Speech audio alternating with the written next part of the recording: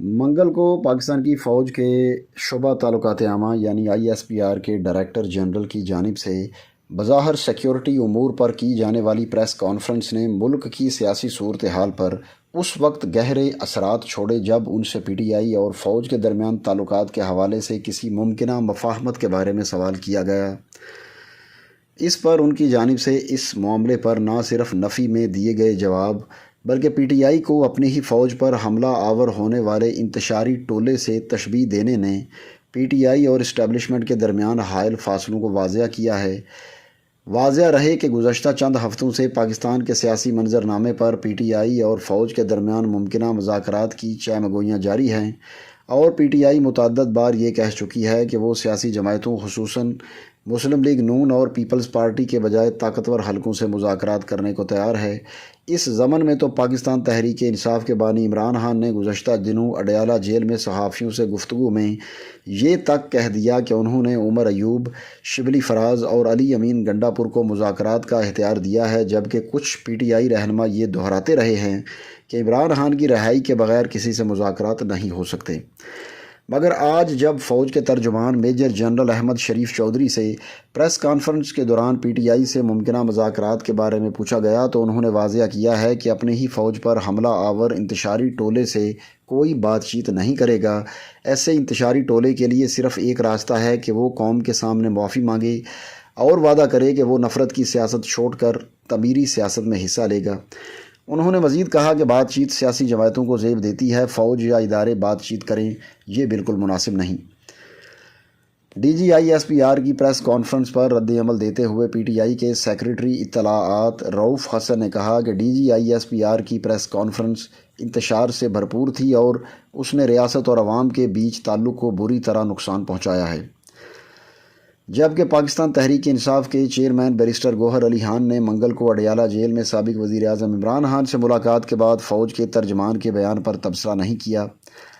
فوج اور PTI کی ایک دوسرے پر تنقید۔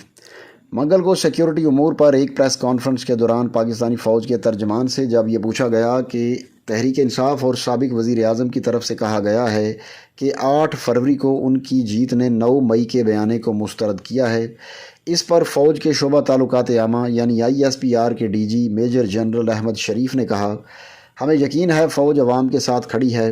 محسوس سیاسی پارٹی جو کہتی ہے کہ بیانیہ الٹ ہو گیا، اس پارٹی کو 8 فروری کے الیکشن میں 31% ووٹ ملا، 69% ووٹ اس بیانیے کو نہیں ملا۔ فوج کے ترجمان سے پوچھا گیا کہ کیا کوئی ڈیل ہو رہی ہے، جس پر انہوں نے جواب دیا کہ فوج کی سیاسی سوچ نہیں ہے، ہر حکومت کے ساتھ فوج کا غیر سیاسی مگر قانونی تعلق ہوتا ہے۔ ہمارے لیے تمام سیاسی جماعتیں قابل احترام ہیں، تاہم اگر کوئی سیاسی سوچ یا ٹولہ اپنی ہی فوج پر حملہ آور ہو تو اس سے کوئی بات چیت نہیں کرے گا۔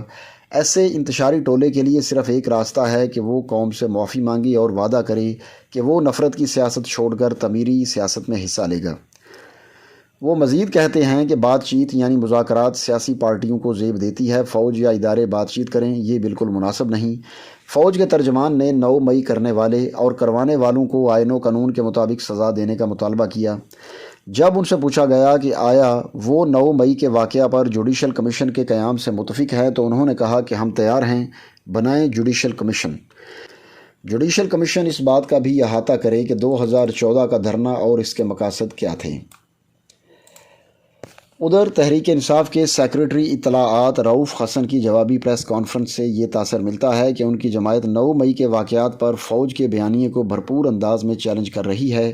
رؤف حسن نے پریس کانفرنس کرتے ہوئے کہا کہ ہم ان کی تمام باتوں کو چیلنج کرتے ہیں، وہ جو کچھ کہہ رہے ہیں ان کے ثبوت عوام کے سامنے لائیں۔ 9 مئی کے بعد سے ہم جوڈیشل کمیشن کا مطالبہ کر رہے ہیں۔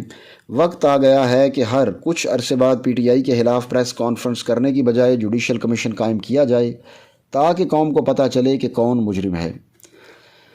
تحریک انصاف کے ترجمان نے کہا کہ وہ کہتے ہیں جوڈیشل کمیشن 2014 کے دھرنے اور پارلیمنٹ پر حملے کی بھی تفتیش کرے گا۔ ہم کہتے ہیں بالکل کرے، لیکن اس کے ساتھ ساتھ رجیم چینج، سائفر، ہاں صاحب پر حملہ، آڈیو لیکس، 8 فروری کے انتخابات میں مینڈیٹ چوری، جبری طلاقیں اور سیاسی انجینئرنگ پر بھی تفتیش کرے گا۔ پاکستان تحریک انصاف نے social media platform X یعنی سابقہ ٹویٹر پر بھی D G I S P R کی پریس کانفرنس پر تنقید کی ہے۔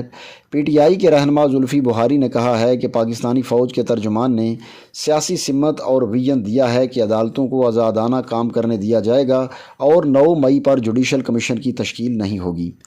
انہوں نے واضح کیا صرف پی ٹی آئی کو ہدف بنایا جائے گا اور اس سے بغیر کسی جواز کے اشتہاری مجرم جیسا رویہ رکھا جائے گا۔ پی ٹی آئی کے سیکریٹری انفارمیشن رؤف حسن نے کہا ہے کہ آج کی D G I S P R کی پریس کانفرنس ایک انتشار سے بھرپور ذہن کی غمازی کرتی ہے۔ فوج نے ماضی کی غلطیاں دہرانے کی بجائے سدھارنے کا سبق سیکھ لیا ہے۔ 8 فروری کے عام انتخابات اور اس سے قبل تحریک انصاف زیر عتاب رہی ہے۔ اس کے امیدواروں نے آزاد حیثیت میں الیکشن لڑا جب الیکشن کمیشن نے جماعت کے انٹرا پارٹی الیکشن کو کال عدم قرار دیا۔ کیا پاکستانی فوج کے ترجمان میجر جنرل احمد شریف کی پریس کانفرنس سے یہ اشارہ ملتا ہے کہ 9 مئی کے تقریباً 1 سال بعد بھی فوج تحریک انصاف کے ساتھ کسی نرمی کے حق میں نہیں ہے؟ اس پر تجزیہ کار سلمان غنی نے بی بی سی سے بات کرتے ہوئے کہا کہ فوج نے بحیثیت ادارہ اب تک اس حوالے سے کسی لچک کا مظاہرہ نہیں کیا ہے اور آج بھی اسٹیبلشمنٹ 10 مئی والے موقف پر قائم ہے۔ انہوں نے مزید کہا کہ اس وقت عمران خان کہتے تھے کہ مجھے جو گرفتار کر سکتے ہیں احتجاج بھی ان کے خلاف ہوگا۔ ان کے مطابق آج 9 مئی کے حوالے سے فوج نے اصولی موقف دیا ہے۔ ان کا کہنا کہ فوج کی جانب سے 9 مئی پر سخت موقف کی ایک بڑی وجہ یہ ہے کہ وہ ان واقعات کو نہ صرف خود پر حملہ بلکہ ان پر اثر انداز ہونے کی کوشش بھی سمجھتے ہیں۔ پی ٹی آئی کے اسٹیبلشمنٹ سے مذاکرات سے متعلق سوال پر ان کا کہنا تھا کہ پی ٹی آئی اور اسٹیبلشمنٹ کے درمیان مذاکرات میں ڈیڈ لاک ہے اور آج کی پریس کانفرنس نے اسے مزید واضح کیا ہے۔ انہوں نے تبصرہ کرتے ہوئے کہا کہ اگر عمران خان کی سیاست پر نظر دوڑائیں تو وہ ہمیشہ سے اشاروں کے منتظر رہے ہیں۔ اب بھی وہ ایک جانب اسٹیبلشمنٹ سے بات کرنے کے لیے 3 رکنی کمیٹی بناتے ہیں تو دوسری جانب غیر ملکی میڈیا میں لکھی گئی تحریروں میں اسٹیبلشمنٹ کو خدف تنقید بناتے ہیں۔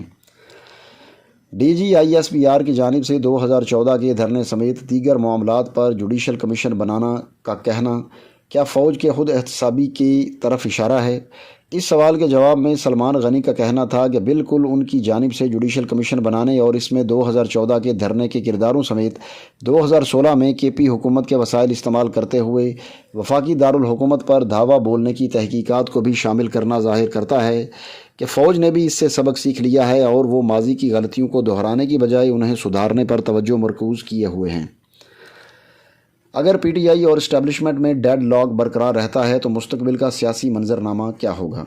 اس پر بات کرتے ہوئے ان کا کہنا تھا کہ عمران خان کو اپنی روش اور ضد کو تبدیل کرنا ہوگا۔ وہ ہمیشہ اسٹیبلشمنٹ کو اہمیت دیتے رہے ہیں اور اب بھی وہ ان سے مذاکرات کا کہہ کر اسے اہم بنا رہے ہیں۔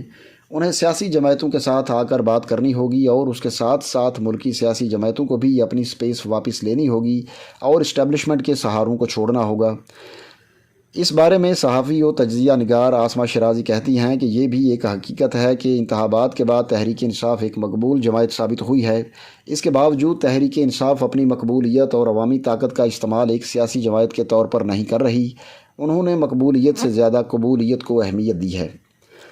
سینئر تجزیہ کار مجیب الرحمان شامی نے تبصرہ کرتے ہوئے کہا کہ اس عرصے میں پی ٹی آئی نے بہت کچھ سیکھا ہے۔ جیسے اب وہ اسمبلیوں میں موجود ہے، اب انہیں اپنا کردار سیاسی نظام یعنی پارلیمنٹ میں رہ کر ادا کرنا ہے۔ تجزیہ کار شامی کے بقول جو تصادم 9 مئی کو ہوا اس سے نہ صرف سیاست بلکہ عدلیہ اور ہماری شہری آزادیوں پر بھی بہت سخت دباؤ آیا ہے۔ ہماری آزادی محدود ہوئی ہے، سیاسی جماعتیں کمزور ہوئی ہیں۔ عمران خان اسٹیبلشمنٹ سے مذاکرات کیوں چاہتے تھے؟ مبصرین کا خیال ہے کہ عمران خان یہ سمجھتے ہیں کہ ان کی جماعت کے ساتھ جو کچھ ہو رہا ہے وہ اسٹیبلشمنٹ کی وجہ سے ہو رہا ہے اور وہ اس کی وجہ سے ہی اقتدار سے محروم ہوئے ہیں۔ ان کے نزدیک ان کی جماعت حالیہ الیکشن بھی اسٹیبلشمنٹ کی وجہ سے ہی ہاری ہے۔ بے شک وہ اس کا الزام حکمران اتحاد کی جماعتوں پر عائد کرتے ہیں۔ سابق وزیر اعظم اقتدار سے بے دخلی تک فوج کے ساتھ مفاہمت کے خواہاں رہے، تاہم 2022 میں انہوں نے اپنے خلاف ایک کامیاب تحریکی عدم اعتماد پر اس وقت کے army chief general Qamar Javed Bajwa پر تنقید کی اور پاکستانی فوج نے ماضی میں بارہا سیاست میں مداخلت کے الزام کی تردید کی ہے۔ اس پس منظر کے باوجود تجزیہ کاروں کا خیال ہے کہ یہ تاثر پایا جاتا ہے کہ اسٹیبلشمنٹ سے معاملات ٹھیک ہونے پر ہی تحریک انصاف کو سازگار ماحول مل سکے گا۔ پاکستان تحریک انصاف کے رہنما اور کے پی کے وزیر اعلیٰ علی امین گنڈاپور یہ کہہ چکے ہیں کہ انہیں معلوم ہے میں نے کس سے بات کرنی ہے اور کس سے نہیں، کون واقعی طاقتور ہے اور کون ڈمی۔ میں غیر متعلقہ لوگوں سے بات نہیں کروں گا۔ تجزیہ کار مجیب الرحمان شامی نے کہا کہ عمران خان مقتدر حلقوں کو یہ یقین دلانے کی کوشش کر رہے ہیں کہ ان سے کوئی اختلاف نہیں ہے۔ وہ موجودہ حکومت کو کٹ پتلی حکومت سمجھتے ہیں اور ان کے خیال میں انہیں جو کچھ ملنا ہے وہ اسٹیبلشمنٹ سے ہی ملنا ہے۔